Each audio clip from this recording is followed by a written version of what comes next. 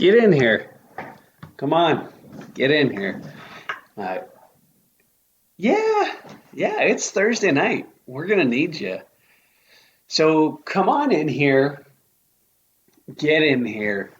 Uh, let's see how we might strengthen our soul tonight. Like together, let's go. What might me? What might we? Sorry, what might we become if we actually begin to learn how to lead out of a full soul? Who might you help? So get in here. Come on in. We need you. We're going to get going right away here. So get in quick, grab a drink. We're going to start up probably actually at 8:01. I'm going to try to be a little bit quicker. Tonight, I'm having coffee. It's coffee tonight for me. So get in here. We're talking about leadership.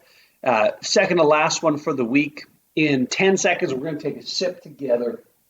And then I'm going to answer a question that somebody asked a couple of days ago, and I forgot to get to, but I thought would be helpful. So let's take together. Cheers. And let's talk about your soul. We got work to do. So in this series on leadership, we've said this, that leadership is living your life at a set of standards that other people couldn't reasonably hold you to. Living your life under a set of standards that other people couldn't reasonably hold you to. And a bunch of you've been commenting, messaging, really appreciate that. Keep doing that, by the way. Please always feel free to like, comment, share, subscribe. You can share it on through your social media. You can share it through word of mouth. We literally have people from West Virginia, Georgia, in the States, all over Canada watching these, and some people even internationally beyond North America. So feel free to share these if they're helpful, and I really hope they are. But somebody asked, who was my favorite? Who are a couple leadership heroes for me? And I'll use two fairly prominent ones. I would say this. Number one would be Mother Teresa.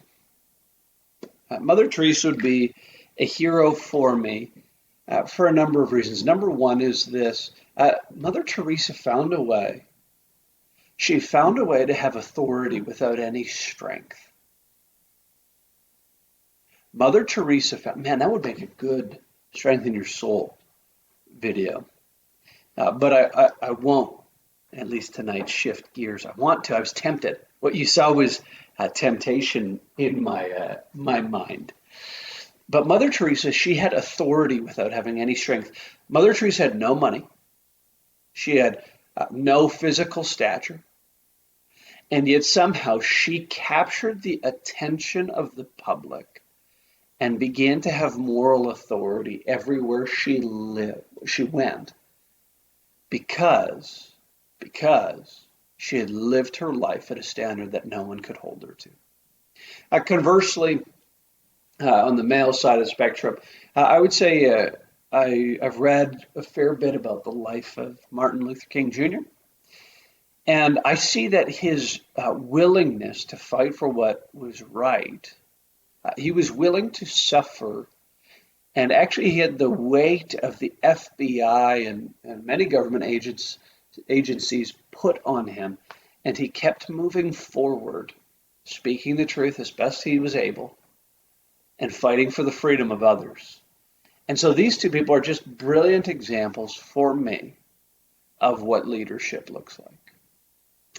And then, of course, but I'll say this to you, because some of you are outside faith, you'd never read the Bible. I would say if you read the life of Jesus, you see the absolute bravery and courage that he has. So I grew up in church, but one of the things I'd never really done until I was 19, almost 20 years old, was just read the Bible cover to cover. I'd never done that. I had read the New Testament, but I was young. And when I read it, one of the things I realized was this: Jesus was way more radical, way more brave and courageous than I had ever realized. And his leadership is what I call, Jesus had leadership that could reshape an entire room. He could reshape an entire room. And so that brings us sort of to our topic for today. It's this concept of having dominion. Okay, so uh, one of the first things that Scripture says, if you want to have a strong soul, one of the first things that Jesus taught was this: you need to be fruitful. And we talked about how that can be your character and what you create. That what you create should actually bless and improve the lives of others. And your character, you want to become more courageous, more loving, more fearless, more humble, more gracious, more charitable. You want your character to grow. And those two are aspects of fruit. And then yesterday we talked about multiplication. And multiplication is this idea of what the best in you is actually transmitted to other people and grows through them, and they can transmit it too. And when you multiply, your leadership potential just expands like crazy. But the last concept here is this idea of having dominion. It's about having dominion, which I will define. What the heck is dominion? Good question. There's a couple of concepts here, but the one is this. This is the way I like to look at it. It's the power to reshape a room simply by entering it. And the sum and substance of your character reshapes the room. So we've all seen the negative. I've talked about it before when we talked about having more fun. But I mentioned this, that there are people who step into a room. They step into a room. You've all been there. You've all been there. The person steps into the room, and the room might have been like 7 out of 10 enjoyable. And it's literally like they took the thermostat and just turned it down. They just sucked all the joy, all the fun out of it. They were what you might call a fun sponge. In some respects, this is the inverse of dominion. So this person is dominating the room. Dominion is where we get the word dominating. But dominating a room, and so when you dominate a room negatively, you turn that room to a place where there's less joy or less happiness or less creativity or less laughter or less generosity or less love or more anger or more fear or more rage or more secrets. That's what it means to dominate a room, is to move it in a negative direction by using your power, your willfulness, your creativity, but in the negative direction. Dominion is the opposite.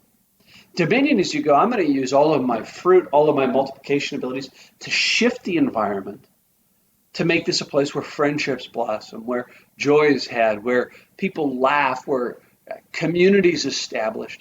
And if you don't understand, like, why does this matter? And why does this line you up with the universe, with what I believe is God, Christ? Why does it line you up? Because what you need to see is that you were made to actually have dominion. Because God is one who actually shapes and reshapes environments, rooms. That's actually what he wants to do. Part of the desire of Jesus is actually to fill the world with forgiveness and grace and love that manifests itself in action. So when you exercise dominion, you are actually in line with God. So how do you do it? I would say in one area of my life, I actually tried to go, I want to see if I can change the environment simply by being there. And one area that I've had success is at my gym. Many of you know. So I want to give you just a couple steps on how do you exercise dominion. You got to identify where. So I said, I want my gym that I went to become a place where friendships just blossom all over the place. I want it to be a place that feels almost like life the way it should be. Less competitive, more friendly, more honest, and transformative. So I identified the place. Number 2, you need intention. So you might say this is a strategy. You might say this is a system to get there. So what was mine? What was mine? And this should always be thoughtful, reflective, and prayerful. So I said, what can I do and just praying. God, what could I do to make this gym a place not about showing off, not about being better than people, but a place where friendship can blossom? And a couple of things came to mind. Number one, talk to everybody. Now, leave alone the people who don't want to be talked to, but talk to everyone who's willing to talk. So I just started doing that. So the best looking and the worst looking people, I would talk to them exactly the same. The introverts and the extroverts, I talked to them exactly the same. Again, the people who wanted to be left alone, just left them alone.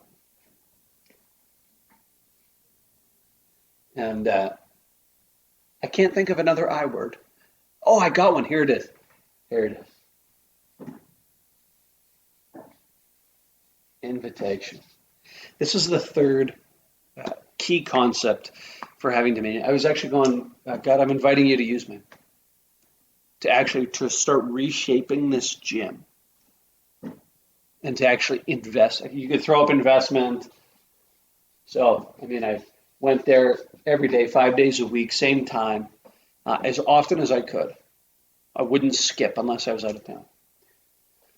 And so I actually started to experience dominion where, and it was amazing. After 2 years of being there, the time I go to the gym is the best time to go to gym of any gym. And I've been at 4 or 5 different workout facilities. It's the best place I've ever seen by a long shot. And it's dramatically different than it was just 2 years ago. Because I said, God, you have given me and you've asked me to have dominion. To start identifying. So we're going to use this framework and we're going to think and pray. And what I want you to do is just write it down. You're going to write down, where might you have dominion? So if you got kids, you have dominion with your kids. You can dominate your kids or you can exercise honorable, helpful dominion. If you're a teacher, I know some of you are teachers, your classroom, you have dominion. You can reshape the room. Where can you reshape the room? If you're an employer, you can reshape the room. If you're a spouse, you can reshape the room. Identify where you should work. So just right now, go ahead, go, God, Jesus, I may not even know if I trust you, but I want to exercise greater leadership and reshape a room. Where do you need to reshape? Just think about it.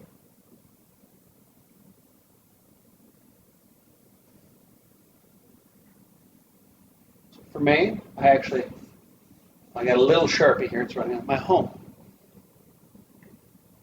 And what about, what's your strategy? What's your system? I just want to pray with my kids more. We pray a bunch, but I just get this sense that's, as I'm thinking, as I'm praying, that's where I should work. So then we're going to invite. We're going to say something like, God, I invite you. You just repeat after me out loud or in your head and your heart. God, I invite you to use me to reshape and then pick your room. My kids' lives through prayer. And you put in whatever is meaningful for you.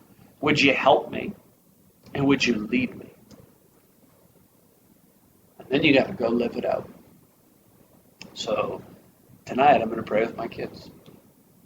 I'm going to pray over them, actually. And just make it part of your week.